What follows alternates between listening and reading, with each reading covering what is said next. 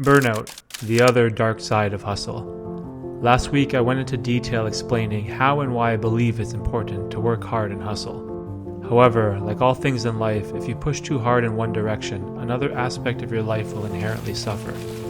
And usually this is at the cost of your family. Since day one I have always believed that work-life balance is key. It's okay to spend extra hours working on something you're passionate about, but make sure you make time for the people that are really important to you. This is why having some rules in place can add structure to your lifestyle. No work after 6 p.m. Making sure you have dinner every night with the family. Take Sundays off. Don't bring your work phone home. Or in my case, just turn the damn camera off. Whatever restriction you decide to impose on yourself, make sure that it's a healthy one.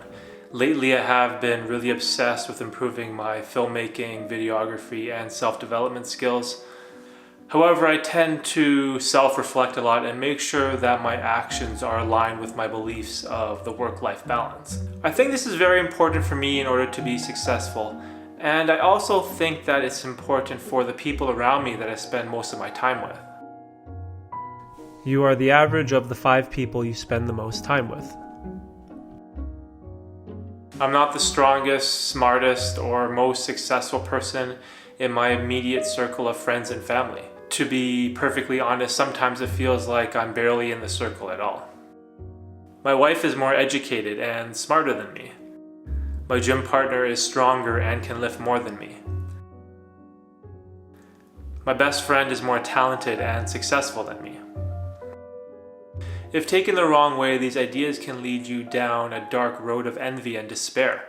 But for myself, I enjoy spending my time with people who are hardworking, interesting, and successful. They inspire me and give me motivation to really work hard and improve myself, which leads me back to my Achilles heel, burnout.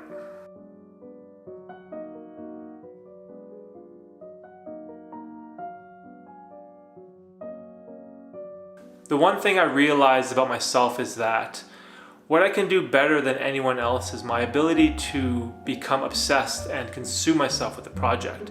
I realized that by putting in a tremendous amount of work, I can make up for my inadequacies and become successful. This is why I like to self-reflect a lot, and I think that once you find something that you're good at, you should really double down on this. As I know I'm not the smartest, the most talented, but there's no reason why I just can't put in a tremendous amount of effort and outwork everyone in order to become successful. And this is why I take the concept of burnout so seriously. It's kind of hard to define or quantify what burnout really means to person, as everyone is different. But for myself, the way I measure burnout is to simply ask myself, does my work put me in the flow state? So what is the flow state? The best way I can describe this is visually. Okay, so this is what the flow state looks like. On one side, you have level of challenges.